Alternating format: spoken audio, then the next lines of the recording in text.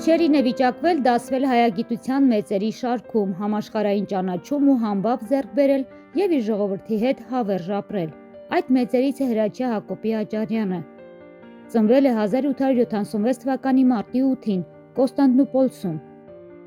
Ավարտել է տեղի կեդրոնական վարժարանը,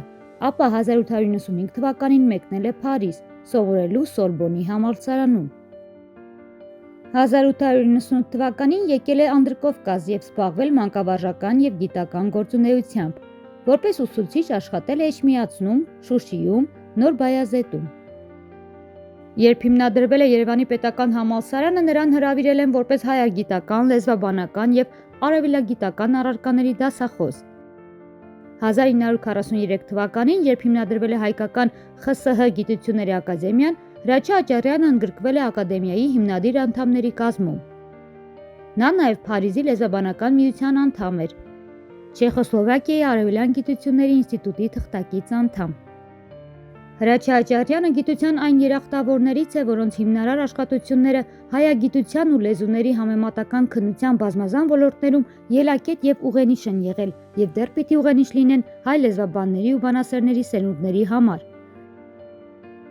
Հրաչյա Աճարյանի գիտական աշխատությունների մեջ ուրույն տեղ ունի հայոց լեզվի պատմությունը երկու հատորով, որոնցում հեղինակն ուսումնասիրում է հայոց լեզվի ծագման, հնդեվրոպական լեզուների ընտանիքում նրա գրաված դիրքի հարցերը, տալիս է հայերենի բառապաշարի ծագումնաբանական դասակարգումը, բաժանելով այդ բառապաշարը բնիկ, հնդեվրոպական ծագման բառերի, հնագույն եւ նոր փոխառությունների եւ անհայտ ծագման բառերի։ Բարբառագիտությունը Աճարյանի գիտական գործունեության անկապտելի մասն է եղել եւ սկսած աշակերտական տարիներից մինչեւ կյանքի վերջը նա զբաղվել է դրանով։ Մեծ հայագետի բարբառագիտական գործունեությունը ծավալվել է 3 հիմնական ուղղություններով՝ բառերի հավաքում, հայերեն բոլոր բարբառների տեղի, դիրքի եւ հիմնական հատկանիշների որոշում, բարբառային միավորների նկարագրություն, ծավալուն մենագրության ձևով։ Նա կազմում է հայերենի բարբառագիտական քարտեզը, տալիս հայ բարբառների ձևաբանական դասակարգումը եւ փորձառական եղանակով քննում բարբառների հնչյունաբանությունը։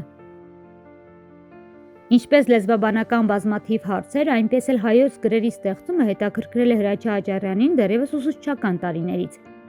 Հայոց գրերին եւ Մաշտոցին նվիրված է հսկայական գրականություն, որի մեջ առանձնանում է Հրաչյա Աճարյանի ուսումնասիրությունները։ Այս գիրքը բաղկացուցիչ մասն է համանուն այն աշխատության, որը դեռ ձեռագիր վիճակում 1905 թվականին արժանացել է Լազարյան Ճեմարանի մրցանակին։ Մեծ գիտնականի ժառանգության անկապտելի մասն են նաև հարուստ նամականին եւ թարգմանությունները։ Հրաչյա Աճարյանի հետազոտության մեթոդներն ու սկզբունքները մեծ ազդեցություն են թողել արդի հայ լեզվաբանության մտքի զարգացման վրա։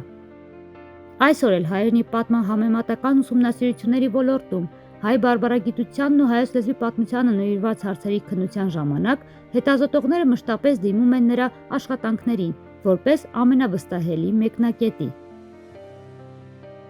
Հրաչյա Աճարյանը ծնվելով կոշկակարի ընտանիքում իր անփոխարինելի հետքը թողեց հայոց լեզվի զարգացման եւ դրսեւորման գործում։ Նա գիտեր 20-ից ավելի լեզու եւ դա օգնում էր նրան հայերենը ավելի զարգացնել եւ դարձնել հանրամատչելի։ Աճարյանը շրջել է պատմական Հայաստանի շատ վայրերով, ուսումնասիրել է մագաղաթներ, հուշարձաններ, հատկապես խորանալով մի շարք բարբառների հետազոտության մեջ եւ զանազան նյութեր է հավաքել հայագիտության տարբեր ճյուղերի համար։